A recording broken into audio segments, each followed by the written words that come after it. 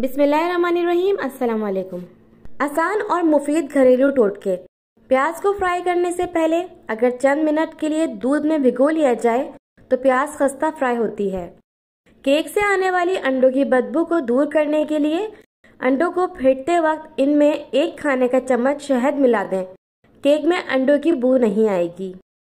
भिंडियाँ पकाते वक्त चंद कतरे नींबू का रस या 1 खाने का चम्मच दही शामिल कर दें तो भिंडी खस्ता पकती है।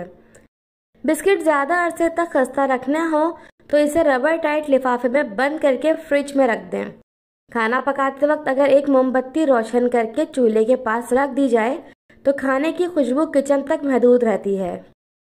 अगर सालन पतला हो जाए तो इसमें थोड़ी सी भुनी हुई सूजी डाल दें। सालन गाढ़ा और जायका भी अच्छा हो जाएगा। पकोड़े खस्ता और मज़ेदार बनाने के लिए बेसन घोलते वक्त इसमें थोड़ा सा ऑयल शामिल कर दें और बेसन को अच्छी तरह फेंट कर 15-20 मिनट के लिए रख दें। पकोड़े निकालते वक्त आंच हल्की रखें और स्टील का चम्मच इस्तेमाल करें। अगर पकोड़े कुरकुरे बनाने हों तो बेसन घोलते वक्त इसमें थोड़ा सा चावल का आटा या सूजी शामिल कर दें। पालक, मेथी और सरसों के साग की कड़वाहट दूर करने के लिए धोने के बाद किसी बड़े बर्तन में पानी भरकर इसमें 1 चाय का चम्मच हल्दी डालें और पालक, मेथी या सरसों को इसमें भिगो दें।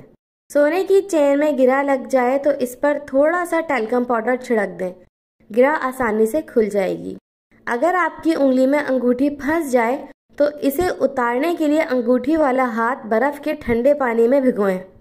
ऐसा करने से उंगली सिकुड़ जाएगी और अंगूठी आसानी से उतारी जा सकेगी। अगर आपके दांत खट्टे हो जाएं तो बादाम खाएं, इससे दांतों की खटास दूर हो जाएगी। घर के दरवाजे, खिड़कियों के शीशे और आईने चमकाने के लिए कपड़ों में लगाने वाला नील पानी में घोलकर शीशों पर मलें। फिर साफ और नरम कपड़े की मदद से इसे साफ कर लें। शीशे चमक जाएंगे।